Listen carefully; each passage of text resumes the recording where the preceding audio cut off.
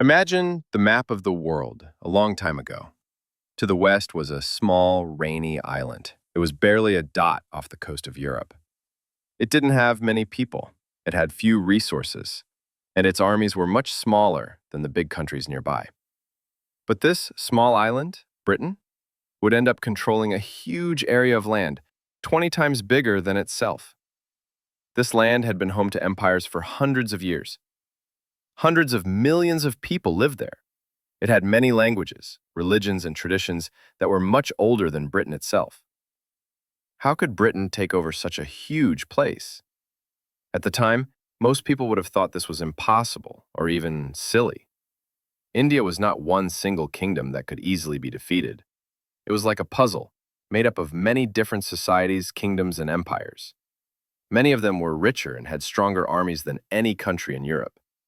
From the green river valleys of Bengal to the dry plateaus of the Deccan, from the strong cities of the Marathas to the special heart of Delhi itself, India was like a whole world.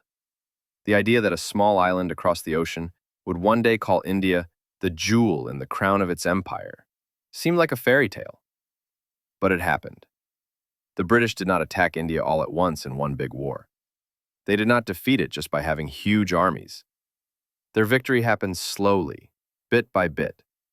It came from doing business as much as from fighting battles. It came from making deals as much as from wars. They came first as traders, looking for pepper and nutmeg, cloves and cinnamon. These were special spices that changed European cooking and medicine, perfumes and trade. Only later did they become rulers. The story of Britain and India actually begins not with the sounds of war drums, but with the signing of a paper. But what happened in the end was amazing.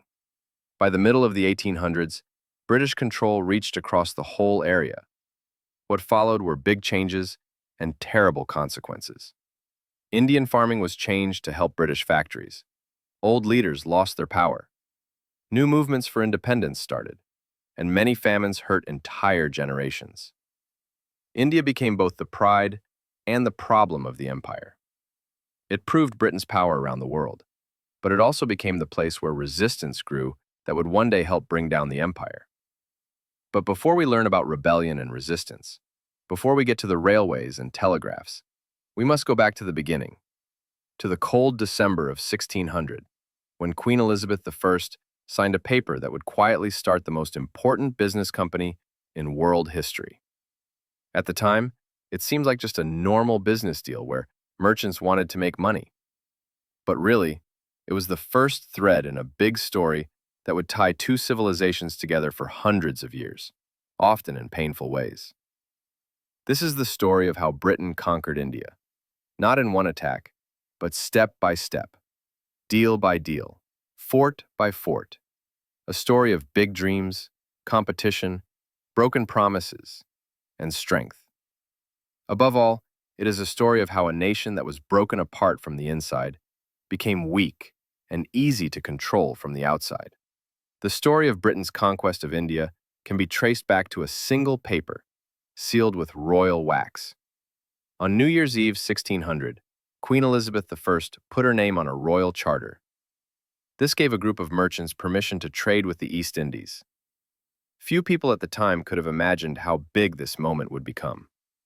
On the surface, it was a simple paper, just permission for business, nothing more.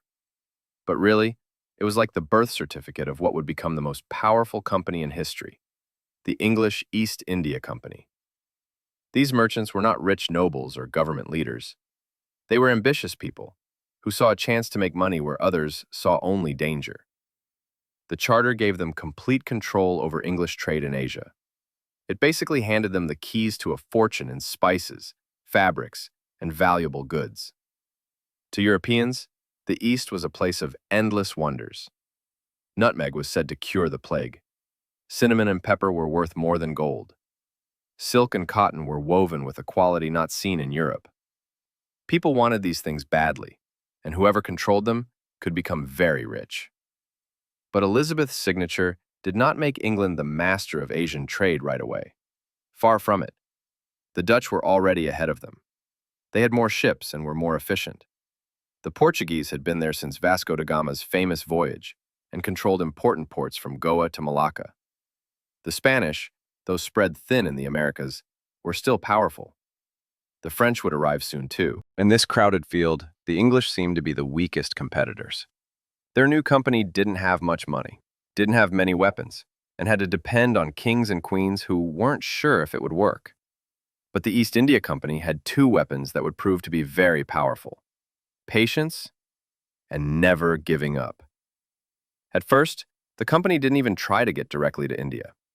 They were looking at the Spice Islands, today's Indonesia, where nutmeg and cloves promised quick riches. In those early years, India was less of a target and more of a stopping place, somewhere to get supplies and set up small posts on the way to the real prize in the East Indies. The company's first voyages were dangerous. Storms, disease, and enemy ships threatened disaster. Many ships did not return. But voyages continued, each one building experience, contacts, and money. Here was the strange thing about the East India Company. It was not born from a big plan to build an empire, but from merchants' hunger for profit. The British Crown didn't want to spend money on expensive wars overseas, especially at the start of the 1600s, when England itself was not very secure. What Elizabeth and her advisors did understand, however, was that business could be used as a weapon.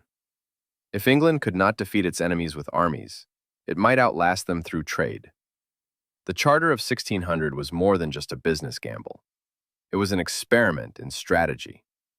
And though the company's early years were not very successful, the seeds it planted would grow in ways no one could predict.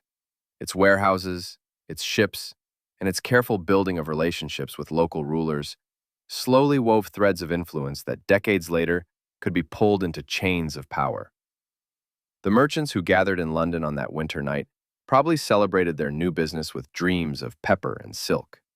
But with Elizabeth's stroke of a pen, they had been given not just permission to trade, but the chance to change history itself. For on that cold New Year's Eve, an island kingdom lit the first spark of an empire that would one day stretch across India. The East India Company was created with its eyes on the East Indies, the islands of present-day Indonesia, where nutmeg, cloves, and mace grew so valuable that they were worth more than silver. But the company quickly learned that in these seas, they were beaten. The Dutch, with their powerful fleets and organized trading system, pushed the English aside. They blocked ports, scared rulers, and took control of the spice trade with ruthless efficiency. By the mid-1600s, the English found themselves forced out of the East Indies completely. What seemed at first like failure, however, opened a new path. Forced to look in a different direction, the company turned its attention to India. Not as a pit stop on the way to Indonesia, but as a goal in itself. India offered something the Spice Islands could not: plenty of goods, variety, and lasting opportunity. Its fabrics, cotton dyed in bright colors, muslins as thin as mist, silks fit for royalty, amazed European markets.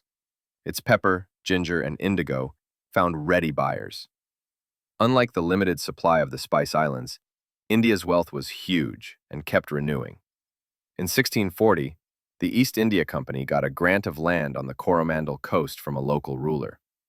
On this sandy stretch of southern India, they built Fort St. George.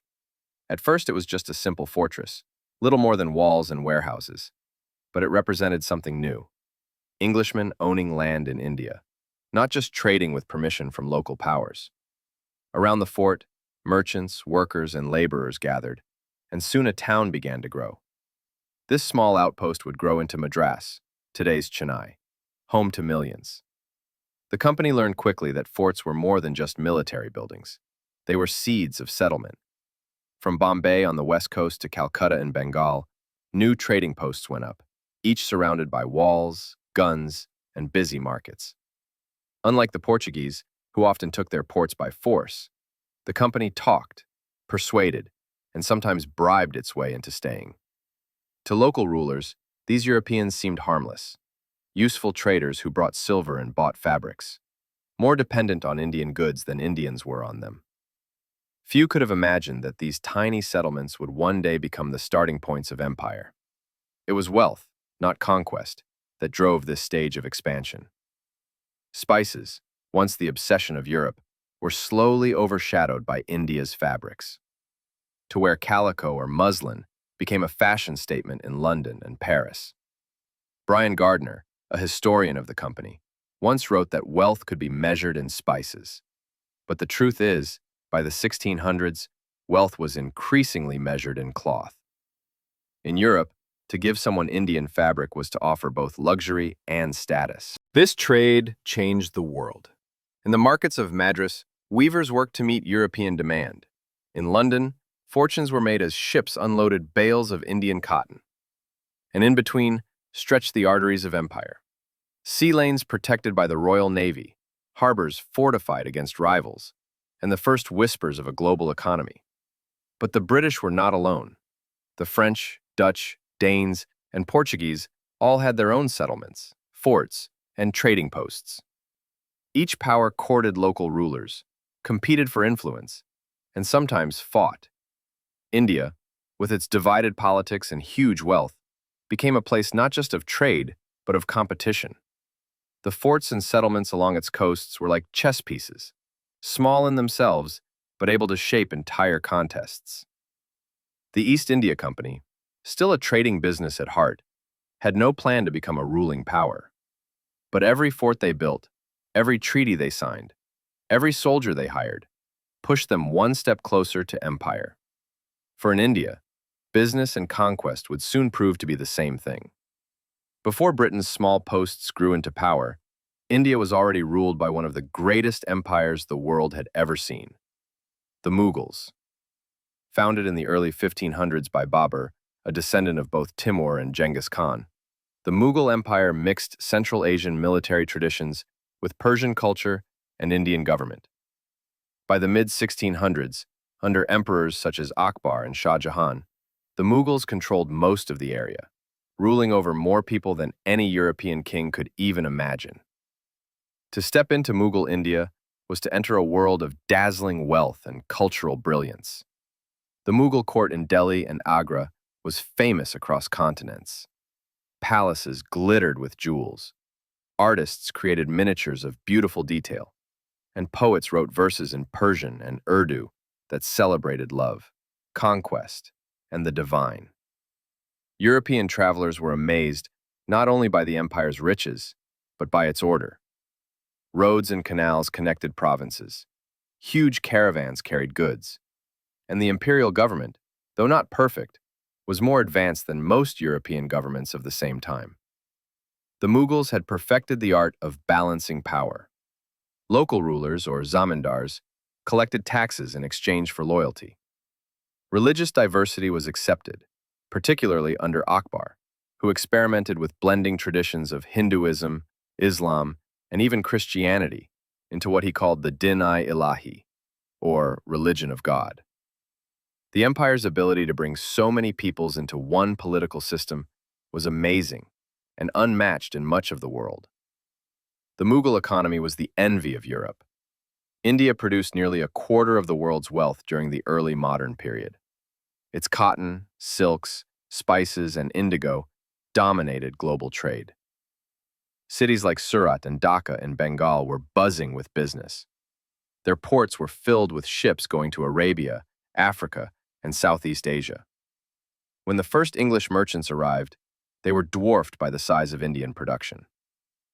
Europe needed India far more than India needed Europe. Yet the greatness of the Mughal world was more than just material. Its cultural legacies remain among the most recognizable symbols of India today. The Taj Mahal, completed in 1648 under Shah Jahan, as a tomb for his wife Mumtaz Mahal, still rises like a marble dream over the Yamuna River, a reminder of the empire's desire to turn stone into poetry. Gardens, mosques, forts, and paintings show a civilization that saw no problem between power and beauty. But even as the Mughals flourished, cracks were forming beneath the surface. The empire's need for constant conquest to keep up its revenues created problems. Rulers after Akbar struggled to command the same loyalty across diverse populations. Religious tolerance gave way under rulers like Aurangzeb to more strict rules, which upset large parts of the empire's Hindu majority. The huge size of the empire made it vulnerable to rebellion, overextension, and foreign threats.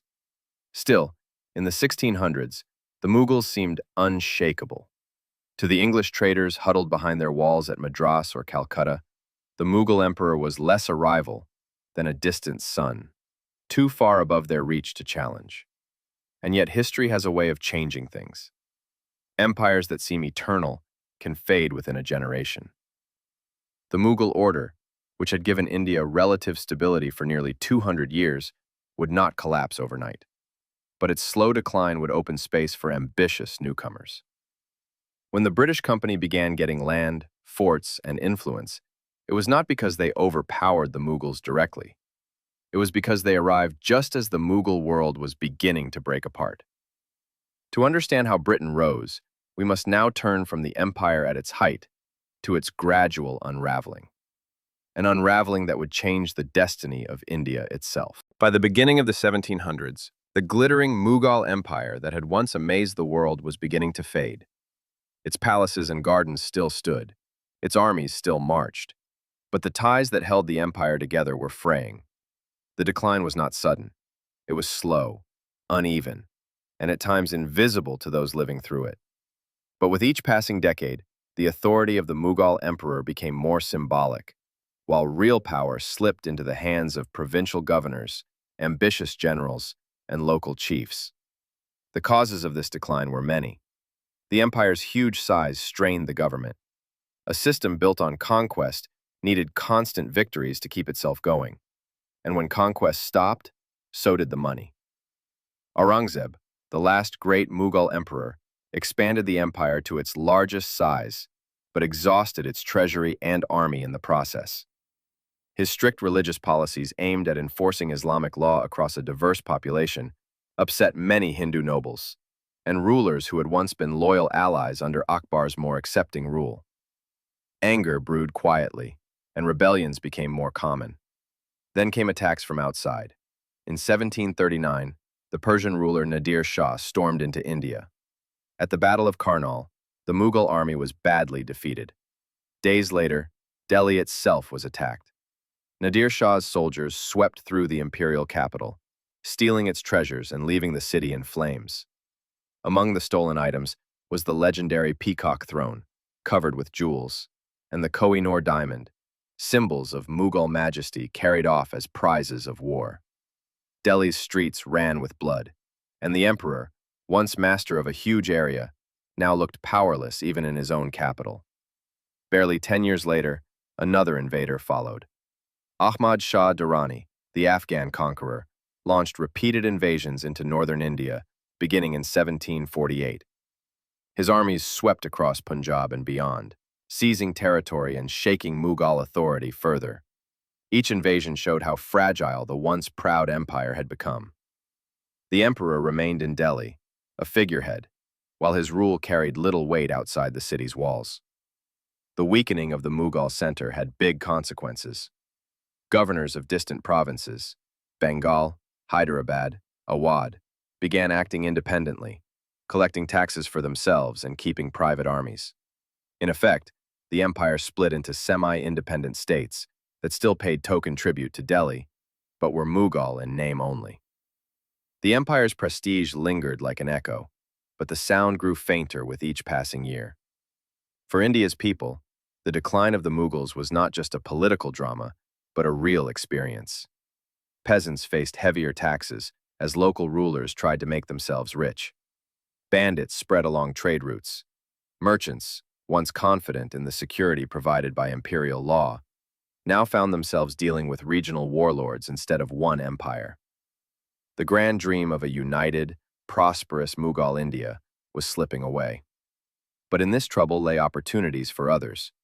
New powers rose from the empire's ruins.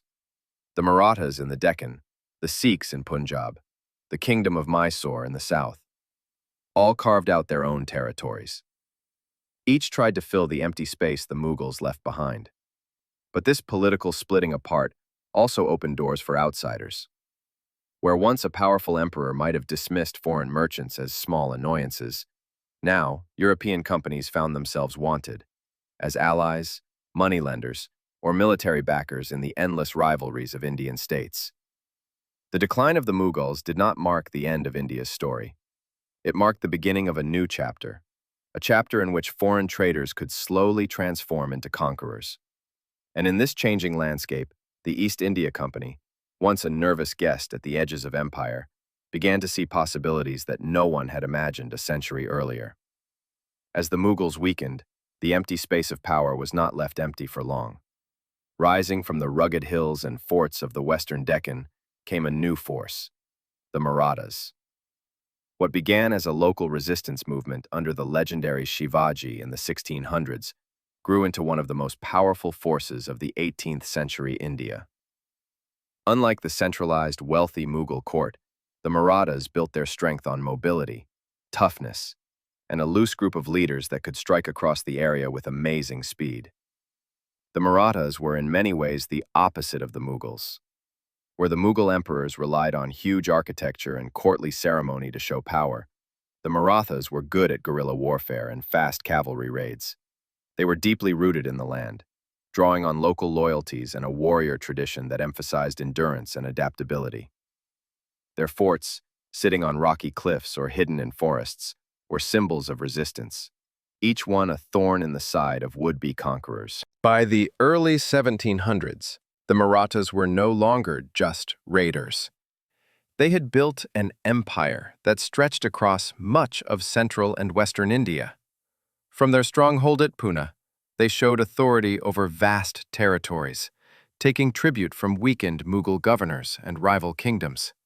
Their armies rode deep into Bengal, Gujarat, and even up to Delhi itself, at times dictating terms to the very emperors who once ruled them. But the Marathas were not a single kingdom. They were a group of powerful chiefs, each controlling their own region, but united in common cause. This structure gave them flexibility, but also planted seeds of division.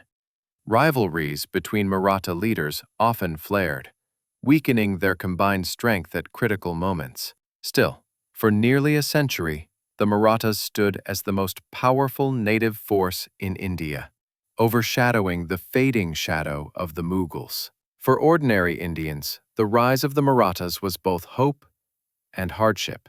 To some, they were liberators from harsh Mughal taxation. To others, they were yet another power demanding tribute.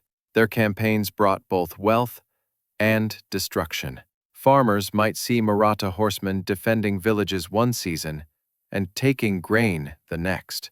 In the complex story of 18th century India, loyalty shifted, and survival often depended on the changing alliances of local rulers and warlords. It was into this broken landscape that the Europeans stepped with growing confidence. The Marathas, despite their strength, never fully united India under their banner. Their energies were spent on expansion, on taking revenue, and on fighting off rivals. They fought bravely against foreign intruders, but never recognized the danger posed by the seemingly small outposts of the East India Company. To many Maratha leaders, these merchants were useful partners, sources of silver, suppliers of weapons, and occasional allies in regional wars. Few realized that behind their trade agreements lay a more harmful ambition. The Marathas' story is one of both victory and tragedy. They proved that Indian states could rise to challenge even the great Mughals, but their inability to unite power across the area meant that when the true test came, not from Delhi, but from London's merchants, they would be divided. In the end, their rise was also a warning of their downfall, for the very lack of central control that made them strong would one day make them weak. As the 18th century went on, the stage was set for a three-way contest: the remnants of the Mughals, the rising Marathas, and the increasingly bold East India Company. And in this contest, the balance of power would shift in ways few could have predicted. By the mid-17th century, the East India Company had gone through a transformation. It was no longer just a group of merchants chasing spices and fabrics. It was becoming something more dangerous. Across India's broken political map, the company's leaders recognized a truth. trade alone could not guarantee survival. To defend their warehouses, forts, and contracts, they would need soldiers, and so a corporation began raising an army. At first, these forces were small, little more than hired guards, but over time, the company organized them into disciplined units, trained in the European style. Indian recruits, called sepoys, were drilled with muskets, bayonets, and the tactics of British line infantry. European officers commanded, while Indian soldiers filled the ranks. What began as protection for trade became, in effect, a private army, loyal not to the British crown, but to a corporation whose headquarters sat thousands of miles away in London. The money for this military experiment came not from taxpayers, but from business itself. Profits from cloth and spices were put into muskets, cannons, and forts. Money from newly acquired territories was used to pay soldiers' salaries. The company had stumbled upon a formula that gave it both the means and the reason for conquest. Trade paid for war, and war secured trade. The company's army quickly grew larger than many European states' forces. By the 1760s, it numbered in the tens of thousands, mostly Indian in makeup, but European in discipline. This hybrid structure gave it a unique. But perhaps the company's greatest weapon was not its cannons or fleets, but its policy of being practical. Unlike some conquerors, the British did not demand immediate surrender from local rulers. Instead, they presented themselves as partners, willing to trade silver for goods, willing to rent troops for local conflicts, willing to sign treaties that seemed to preserve independence. Many Indian rulers, facing rivals and rebellions, found it convenient to invite the company into their affairs, and once invited, the company rarely left. This policy hid the true nature of the company's power. It was not conquest by open declaration, but conquest by gradual entanglement. Each alliance, each treaty, each garrison placed in a ruler's territory pulled India one step closer into the company's orbit. By the time many realized the cost of these partnerships, it was too late.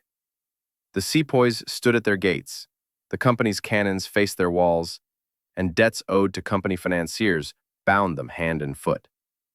In just a few decades, the East India Company had transformed itself from a merchant guild into a ruling power in all but name.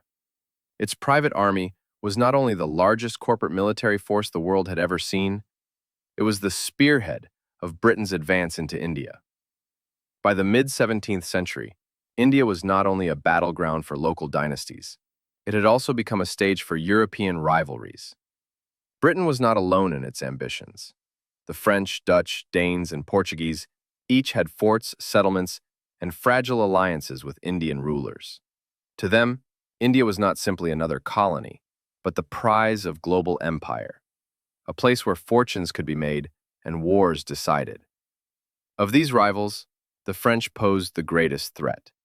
The French East India Company, backed by Paris and operating from strongholds like Pondicherry, was determined to carve out its own empire. French officers brought with them not only trade, but military skill, training Indian troops and using European artillery on Indian soil. At times, the French even seemed ready to surpass the British. In the 1740s and 1750s, during the War of Austrian Succession and later the Global 7 Years' War, French and British soldiers fought not just in Europe and the Americas, but in the villages and fields of southern India. For Indian rulers, this rivalry presented both danger and opportunity. Princes and nawabs quickly learned that European companies could be played against one another. Some allied with the British, others with the French, depending on who offered the best loans, weapons, or promises of military support. India became a chessboard where European powers moved pieces, but Indian kings still chose many of the rules.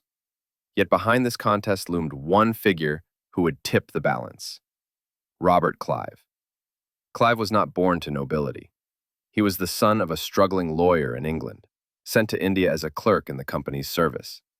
But in the heat of conflict, he revealed a ruthless brilliance.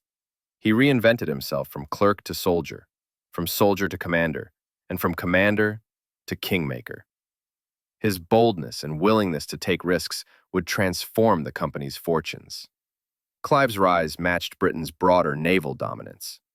While French troops could fight well in India, their supply lines were fragile. British ships, guided by the Royal Navy, moved reinforcements, muskets, and silver across the oceans with greater reliability. It was this combination, the cleverness of men like Clive and the supply strength of Britain's fleets, that slowly tipped the balance of power. The rivalry was not limited to battles in India. In the Caribbean, in North America, in Europe itself, Britain and France were locked in a global contest. India was simply one front in a much larger war, a war that would decide which European empire would dominate the 18th century world.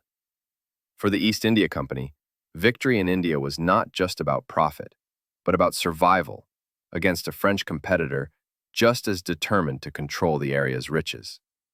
The Dutch and Danes, though still present, increasingly faded into the background. The Portuguese, once supreme in Indian waters, clung to their old ports like Goa, but no longer set the pace of events. The true battle was now between Britain and France, and India was its testing ground. In this testing ground, alliances would shift, betrayals would occur, and battles would be fought that would change not only India's destiny, but Britain's as well. For on the horizon loomed a showdown in Bengal that would change the balance of power forever, the Battle of Plassey. And at its center would be Robert Clive, the unlikely clerk turned conqueror. On the humid plains of Bengal in June 1757, a battle took place that would change the destiny of a huge area. Yet, to call Plassey a battle almost feels wrong. It was not a clash of equal armies fighting to the death, but a carefully planned drama of intrigue, betrayal, and ambition, where the East India Company proved that victory in India could be bought as much as it was fought. At the time, Bengal was one of the richest provinces in the world. Its fertile fields produced rice and opium, its workshops spun muslin and silk, and its ports carried goods across Asia and Europe. Control of Bengal meant control of huge wealth. But the Nawab of Bengal, Siraj-ud-Dowlah, was no friend to the British. Alarmed at the company's growing power and their unauthorized building of forts at Calcutta, he tried to limit their influence. When he marched on the company's settlement, the British response was quick, and Robert Clive was chosen to lead it. Clive knew the odds. On paper, the Nawab's forces numbered tens of thousands, far more than the few thousand company troops and sepoys under his command. But Clive also understood something important. In India's broken political landscape, loyalty was rarely absolute. The Nawab's court was divided, full of jealousies and rivalries. Among his commanders was Mir Jafar, a general nursing grievances and ambitions of his own. To Clive, Mir Jafar was not just a potential ally. He was the key to victory. In the weeks leading up to Plassey, Clive held secret talks, promising Mir Jafar that if he betrayed Siraj-ud-Dowlah, the company would make him the new Nawab. Gold, power, and titles were offered. Betrayal became inevitable.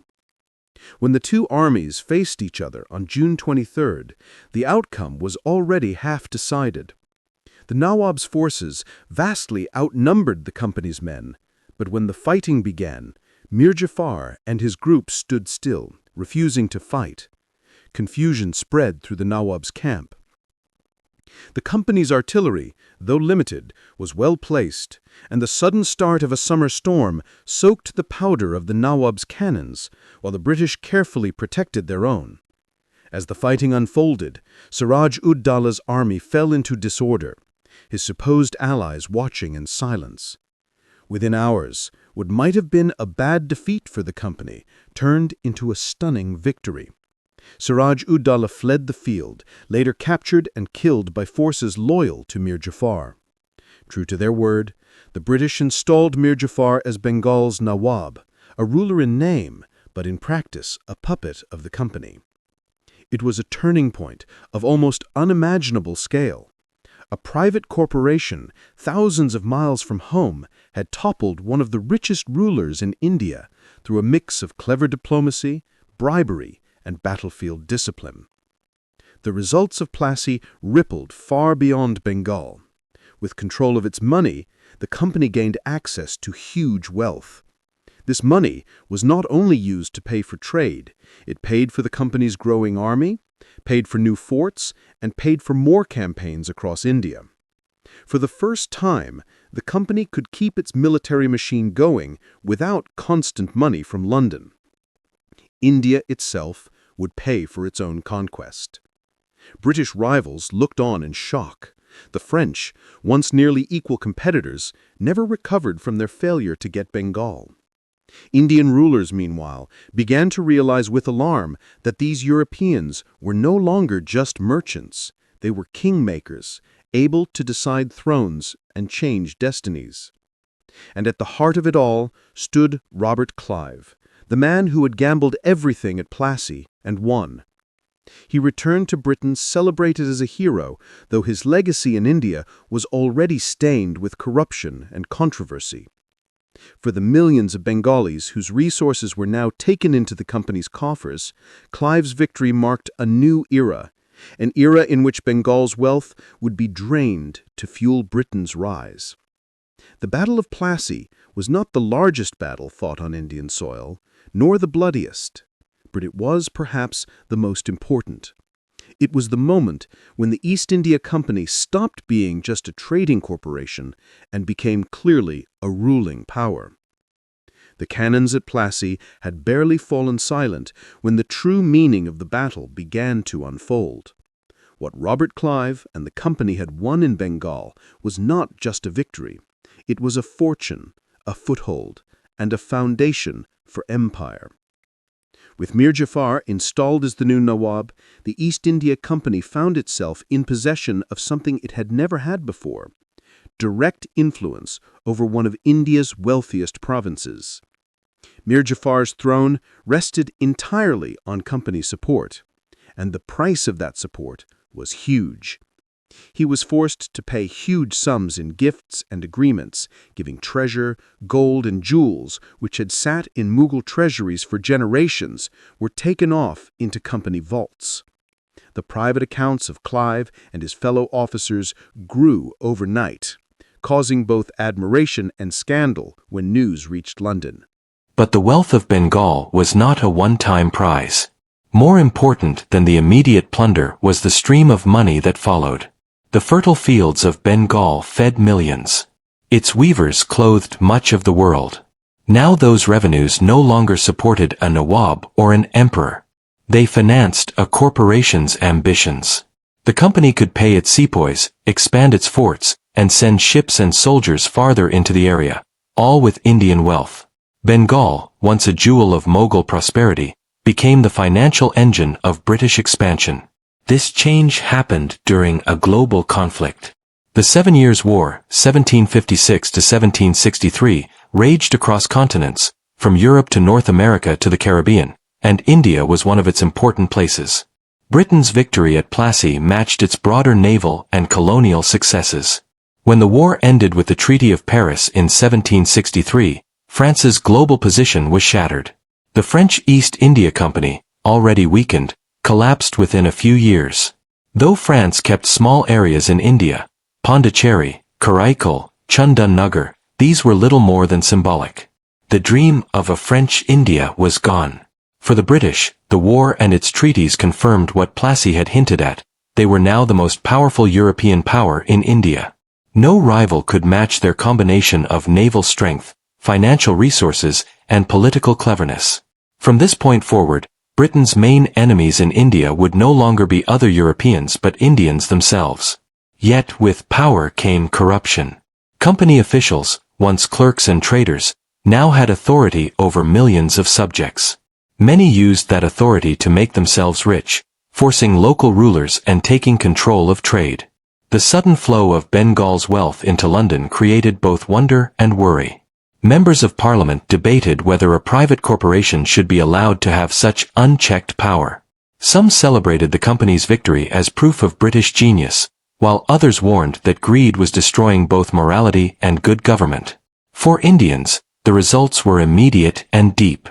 Bengal's economy, long balanced between farming and craft production, was increasingly changed to serve company profits. Taxes grew harsher. Trade was distorted, and the once flourishing weaving industry began to decline under the weight of British demands and European machine competition. In villages across Bengal, peasants began to feel the heavy hand of a new kind of rule. Not the distant authority of an emperor but the impersonal, extracting logic of a corporation. Plassey had opened the gates, and the Treaty of Paris had locked them behind Britain. What had begun as trade was becoming empire, and the East India Company, a merchant guild turned ruling power, now held the keys to India's future. But Bengal was only the beginning. To the west and south lay powerful states, Mysore, Hyderabad, and the ever-tough Marathas, that would not give in so easily. And as Britain pressed farther into the Indian heartland, it would find itself tested in wars far bloodier than Plassey. The conquest of Bengal gave the East India Company huge wealth and confidence. But it was not enough to control India. Beyond Bengal's fertile plains stretched kingdoms and groups still powerful enough to resist foreign intrusion. To become more than a coastal power, the company would have to march inland, into the Deccan, the central plateau, and the heartland of Indian politics. The first serious challenge came from the south. The kingdom of Mysore, under leaders like Hyder Ali and later his son Tipu Sultan, became a powerful enemy. Unlike many Indian rulers who treated Europeans as helpers, Mysore's rulers understood the size of the threat. Hyder Ali reorganized his army with European-style training, brought in French advisors, and built up a strong cavalry and artillery force. His son Tipu went even further, experimenting with rockets and fortifying his kingdom with modern tactics. For the first time, the company faced an Indian power that could fight it on nearly equal terms. The Mysore Wars, stretching from the 1760s to the late 1790s, tested the company's will. Victories were hard-won, and defeats reminded the British that India's fate was not yet decided. The battles around Seringapatam, Mysore's capital, became legendary, sieges of smoke and cannon, of betrayal and courage. Tipu Sultan, remembered by later generations as the Tiger of Mysore, resisted British advances with unwavering determination. His eventual fall in 1799 marked not only the end of Mysore's independence but also a chilling signal to other Indian rulers. Even the strongest could be brought down. To the north, the Marathas still dominated vast stretches of central and western India. Their cavalry raids swept across the plains. Their leaders took tribute from Delhi, and their group remained the greatest native rival to British ambitions. But like the Mughals before them, the Marathas were divided. Chiefs competed for influence, and rival groups weakened their ability to present a united front. In a series of wars known as the Anglo-Maratha conflicts, the company took advantage of these divisions, working with one group against another, always maneuvering to expand its influence. By the early 1800s, after decades of shifting alliances and brutal campaigns, the Marathas too had been forced into submission. Farther east lay Hyderabad, ruled by the Nizam, another powerful kingdom with ambitions of its own. At first, the Nizam tried to balance alliances between French and British interests, playing one off against the other. But after Plassey, fewer rulers could resist. When they sought military support, they found themselves bound by treaties that drained their independence. The Nizam's court kept its splendor and ceremony, but real authority increasingly bent toward Calcutta and London. Behind these campaigns stood not just generals but policymakers. The Wellesley brothers, Richard Wellesley, as Governor-General of India, envisioned nothing less than the systematic expansion of British authority. He introduced the infamous subsidiary alliance system. Indian rulers could keep their thrones only if they accepted British troops within their territories, paid for their upkeep, and gave up control of foreign policy. On the surface, this arrangement seemed protective, but in truth, it reduced proud kings to clients of the company. Richard's younger brother, Arthur Wellesley, later the Duke of Wellington, famed for defeating Napoleon at Waterloo, sharpened his military skills on Indian soil. Campaigning against the Marathas and Mysore, he built the discipline and tactical genius that would later make him Europe's most celebrated general. India was in many ways his proving ground, and his victories added another layer to the company's expanding control. By the early 1800s, the map of India had been transformed. The Mughals were reduced to shadows in Delhi. The Marathas were broken. Mysore lay crushed. And Hyderabad existed under British shadow. What had begun as a series of forts and warehouses was now becoming an empire in fact, if not yet in name. The company's flags flew over an ever-growing piece of the area. Yet this expansion was not without cost. Villages groaned under new taxes to fund armies. Farmers watched harvests taken to company coffers. And artisans saw their livelihoods destroyed by the flood of British goods. The push into the heartland was not only a military conquest but an economic and social upheaval. And while Britain celebrated victories in India, unhappiness among its new subjects simmered quietly, waiting for the moment when it would erupt. While Mysore and the Marathas had tested the company in the south and center, another powerful force was rising in the north. In the fertile plains of Punjab, shaped by the 5 rivers that gave the region its name, a new empire emerged under the banner of the Sikhs. Led by the charismatic and iron-willed Maharaja Ranjit Singh, the Sikh Empire would stand as one of the last great Indian states capable of resisting British expansion. Ranjit Singh, known as the Lion of Punjab, united the divided Sikh misls, independent warrior clans, into a single disciplined state at the turn of the 1800s. Unlike many rulers of his age, Ranjit Singh was practical. He modernized his army with the help of European advisors, equipping it with artillery, muskets, and even cavalry trained in European drill. His court at Lahore became a symbol of both military power and cultural richness, where Persian poetry, Punjabi tradition, and Sikh spirituality mixed. The Sikh Khalsa army was unlike any other in India, fiercely loyal, highly disciplined, and filled with the religious passion of the Sikh faith. It represented both spiritual devotion and military might. British observers, used to seeing Indian armies break before disciplined volleys, were struck by the Khalsa's unity and courage. To many in London and Calcutta, Punjab became both a source of respect and worry. For decades, an uneasy balance held. The British, fresh from defeating the Marathas, eyed Punjab carefully but hesitated to cause open conflict. Ranjit Singh, for his part, kept careful diplomacy, recognizing British strength while guarding his own independence. The Sutlej River became the informal boundary between British-held territory and the Sikh Empire. Trade and messengers crossed the line, but armies did not, at least not yet. The death of Ranjit Singh in 1839, however, shattered this balance. His successors lacked his authority, and court intrigues destroyed the stability he had built. Groups fought for power, palace plots turned deadly, and the once unified Khalsa found itself controlled by ambitious nobles. The British, always alert to weakness, saw their chance. The First Anglo-Sikh War broke out in 1845. It was one of the most brutal conflicts the company had faced. The Sikh soldiers fought with a fierceness and discipline rarely seen in India. At battles like Ferozeshah and Sobraon, the Khalsa caused shocking numbers of casualties on British forces. Eyewitnesses described the fighting as some of the bloodiest of the century. Whole fields covered with bodies, British officers stunned at the sheer determination of their opponents.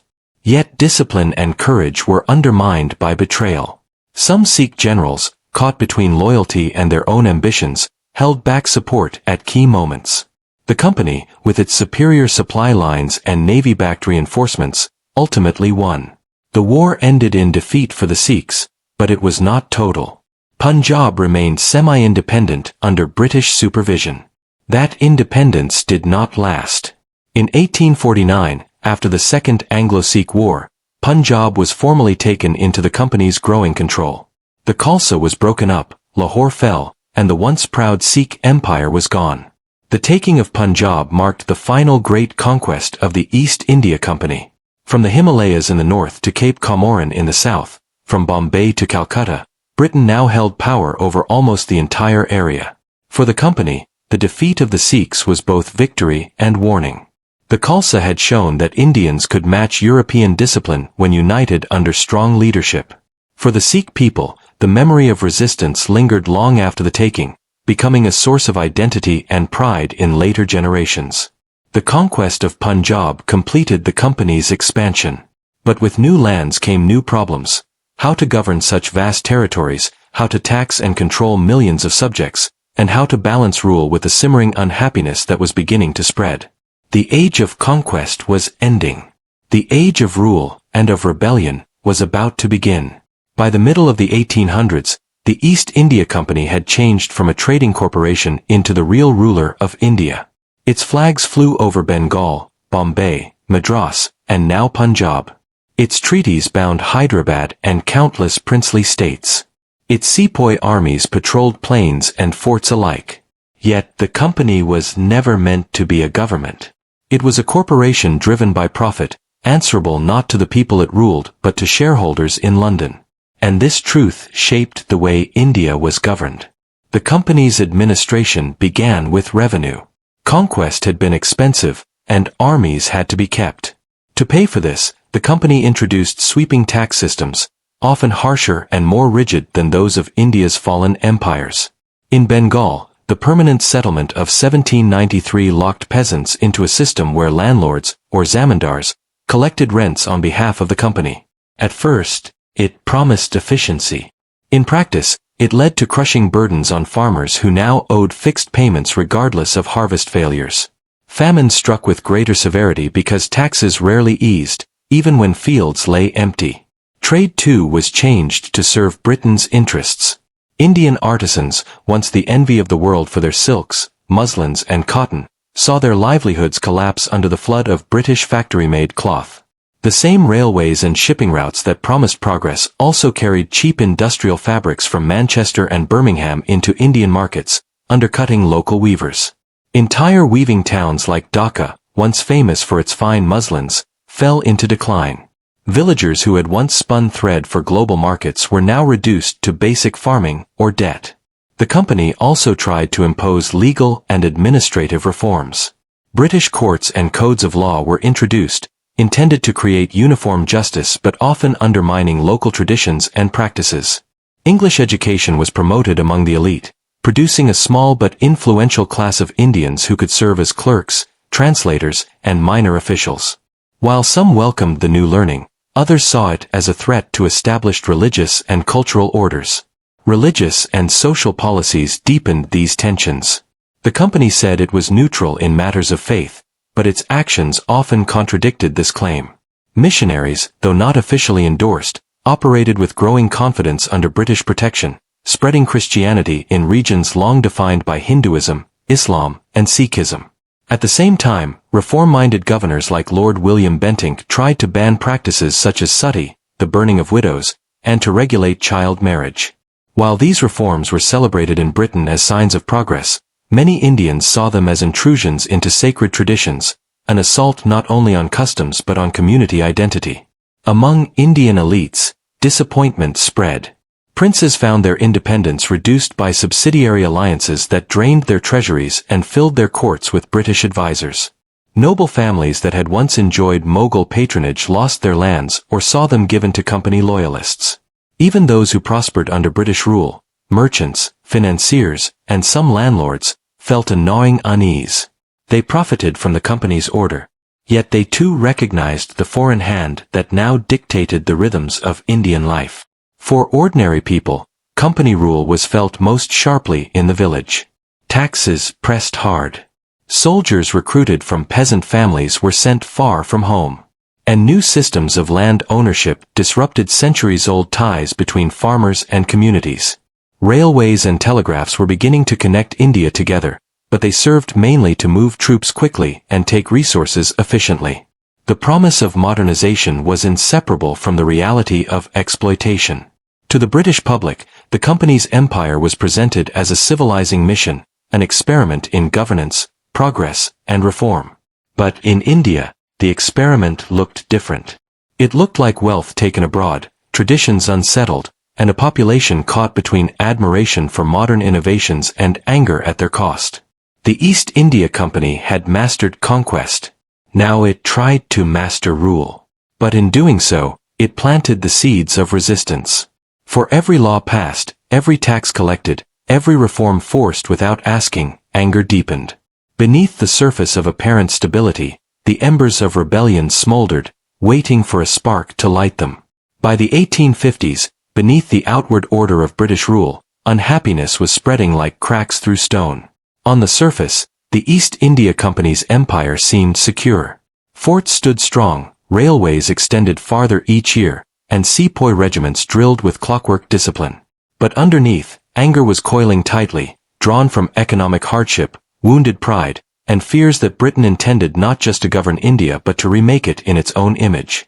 The economic strains were felt most immediately. Heavy taxes bore down on villages, while new land settlements uprooted traditional rights. In Bengal, the permanent settlement had left farmers at the mercy of landlords. And in the north, systems like the Mahalwari forced peasants into cycles of debt. Famines became more devastating, not only because harvests failed but because taxes rarely relented. To peasants who saw their grain taken away under company demand, British rule felt less like justice and more like theft. Artisans too carried the scars of empire. Once, Indian weavers had clothed Europe in muslin and silk. Now, cheap machine-made cotton from Lancashire flooded the markets, undercutting their work. Towns that had thrived for centuries sank into poverty.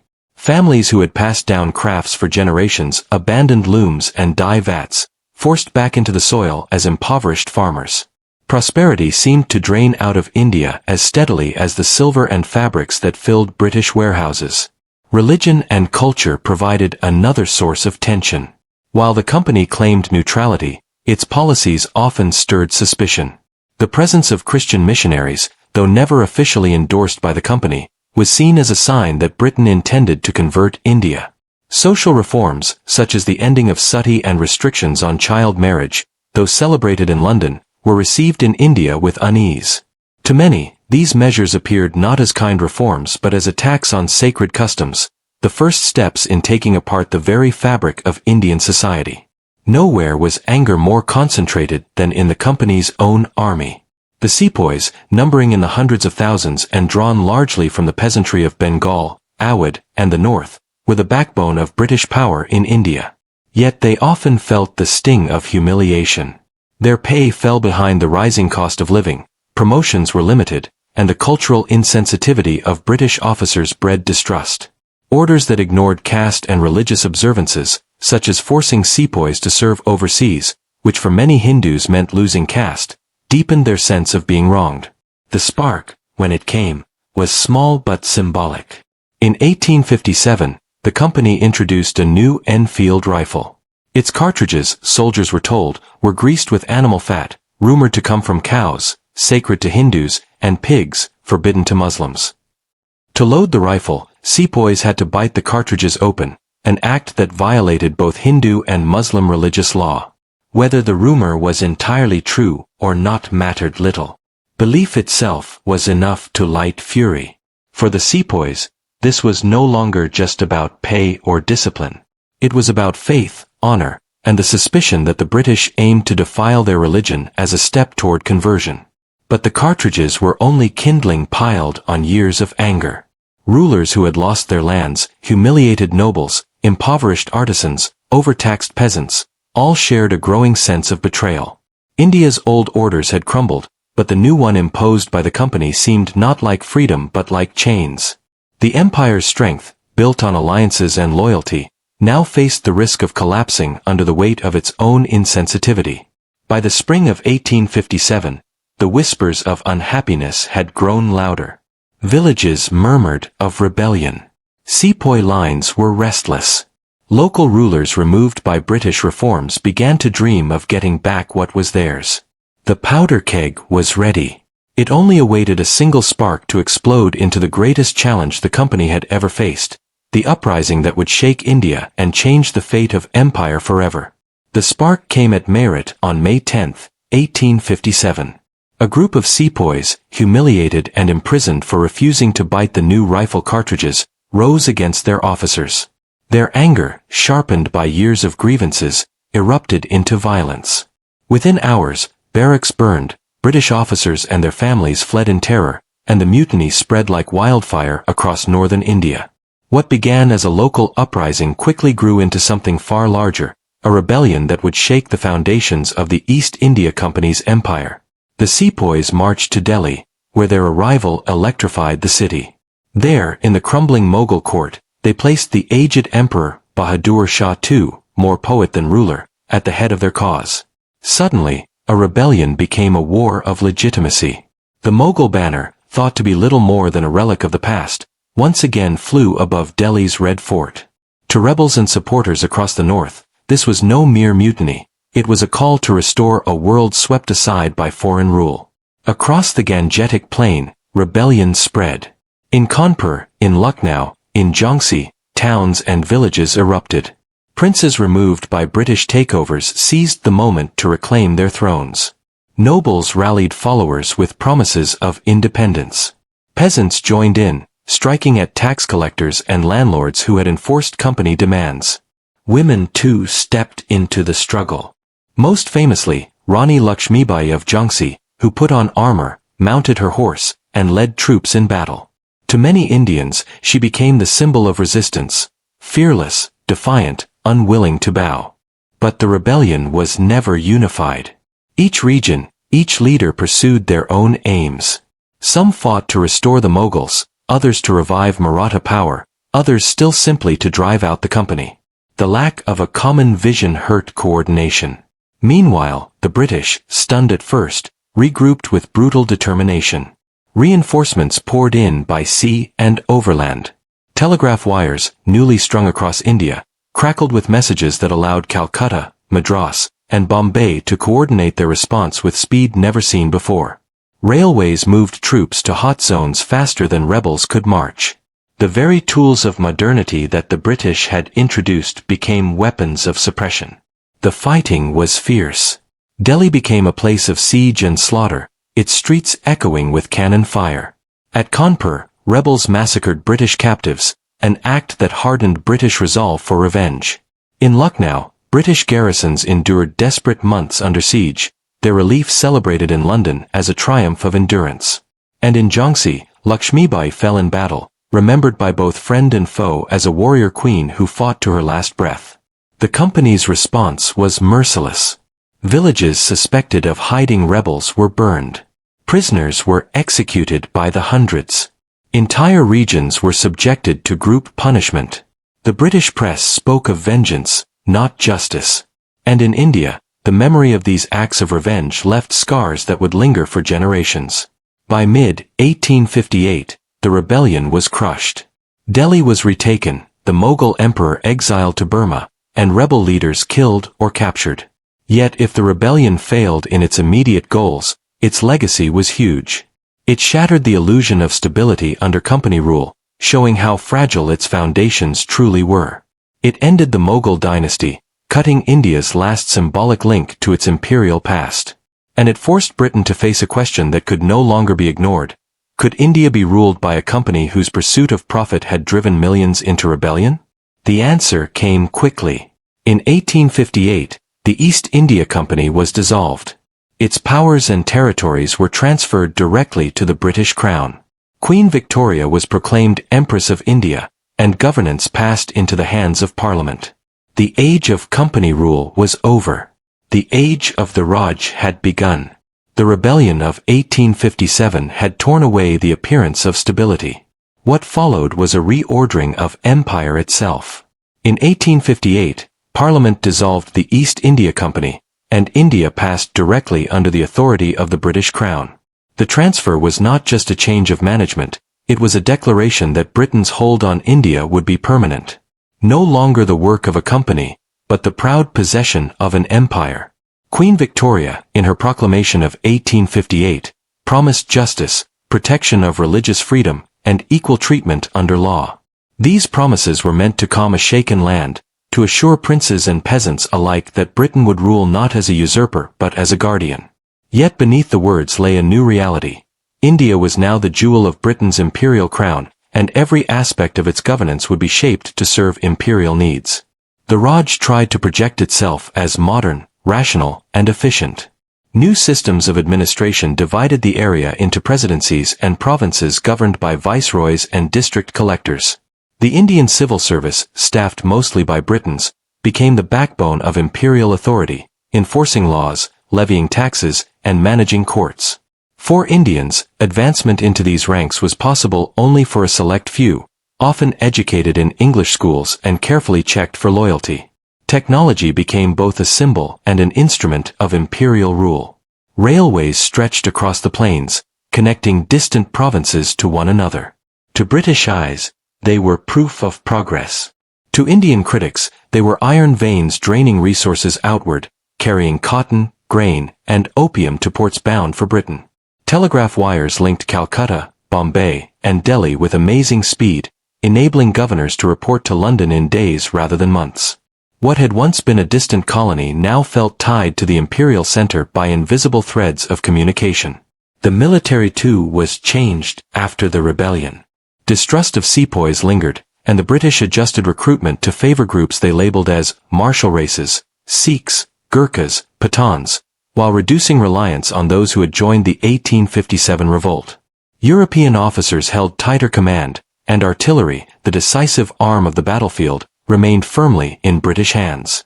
The Raj would never again leave its security so dependent on native soldiers. Culturally, the Raj presented itself as a civilizing force. Universities were established, laws were written down, and English literature and science were introduced into schools. Many Indians embraced this education, seeing in it new opportunities for advancement.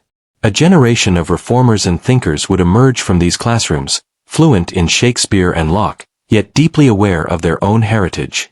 For them, the English language became both a tool of subordination and, paradoxically, a weapon for resistance. Yet behind the appearance of progress lay contradictions. Railways that carried goods outward rarely carried prosperity back. Irrigation projects served cash crops more than food farming. Courts enforced contracts but often against debt-ridden peasants, and famine relief, when it came, was often too little, too late. To millions of ordinary Indians, the Raj did not feel like kind rule. It felt like the tightening grip of a power that demanded loyalty, taxes, and obedience while offering little in return. Still, the Raj endured, projecting the aura of permanence. Ceremonial pageantry, the durbar, the parade, the proclamation, wrapped empire in the glow of majesty. Indian princes, many of them reduced to figureheads, were brought into this spectacle, dressed in jewels, riding in processions beside their British masters. It was a theater of empire designed to show that the Raj was not just a government, but an order ordained by history itself. But beneath the spectacle, the questions raised by 1857 lingered.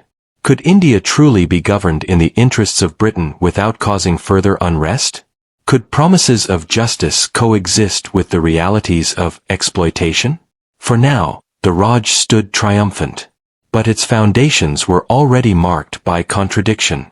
And as the 1800s wore on, those contradictions would erupt again, not in open rebellion this time, but in the steady rise of an Indian national consciousness that would one day bring the empire to its knees. The British Raj was built on promises of order, progress, and prosperity.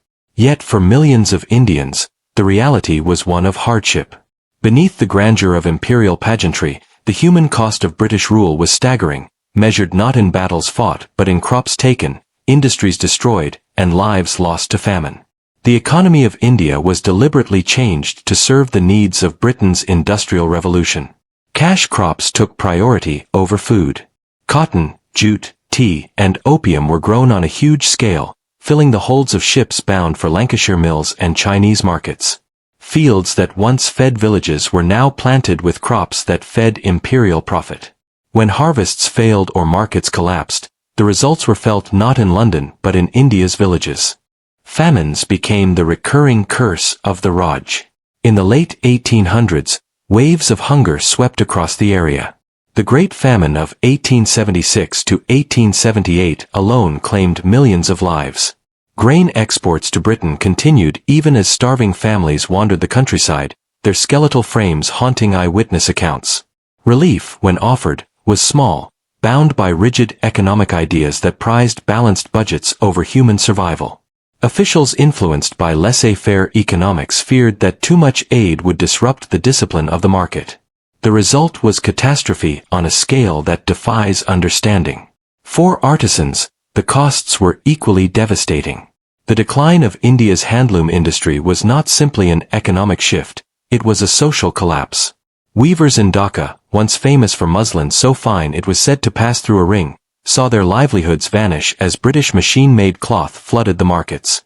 Entire families, once respected for their craft, fell into poverty. Stories spread, perhaps not literally true but symbolic, that British policies had deliberately crippled Indian weaving by cutting off the thumbs of artisans.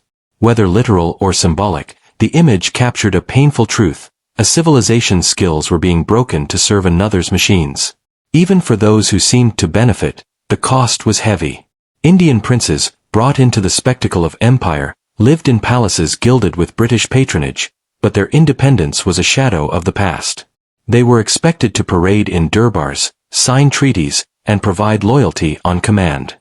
Wealthy landowners profited from company rule and the Raj, yet they too were bound to structures of taxation and dependency that made Britain far richer than India.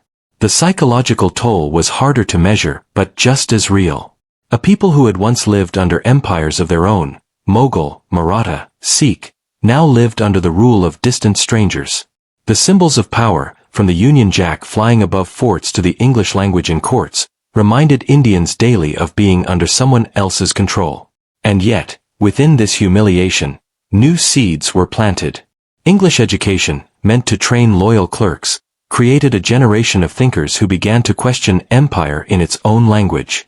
Newspapers, pamphlets, and public debates showed the first stirrings of nationalism. The British liked to call India the jewel in the crown. But for many Indians, it felt more like a shackle of iron.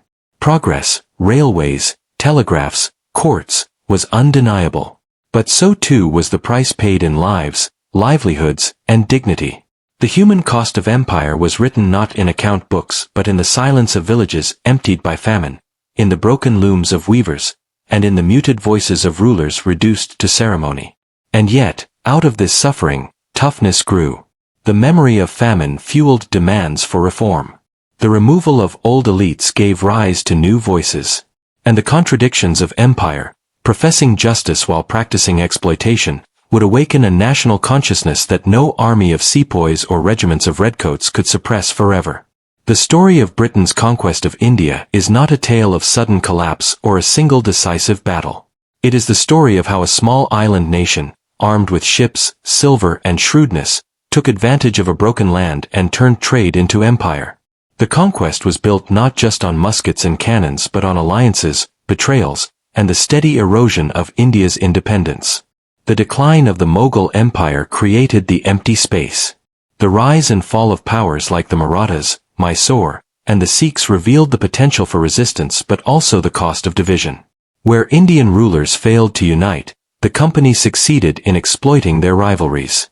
The British did not defeat a single India, they defeated many Indias, one at a time, until none remained beyond their grasp. The East India Company perfected a new kind of conquest, corporate empire. It used account books as ruthlessly as bayonets, financing armies with the very revenues it took from the people it ruled. Bengal's riches paid for campaigns against Mysore, the Marathas, and Punjab.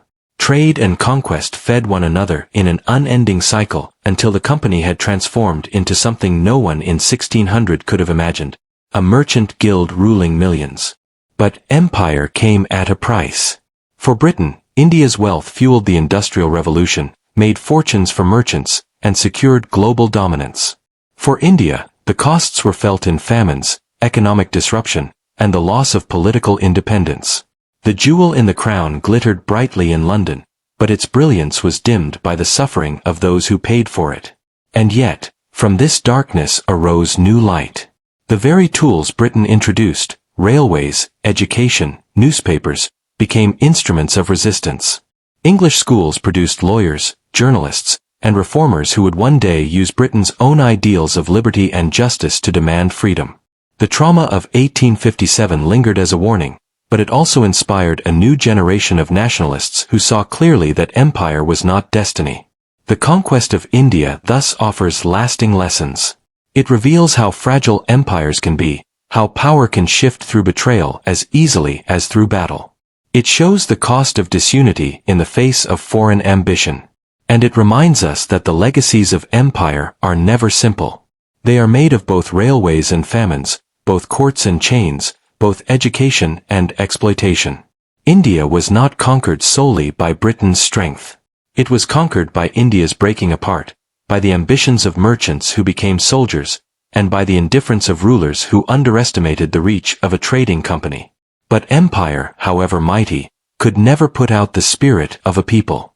In the long arc of history, British rule would be only a chapter in India's story, not its end.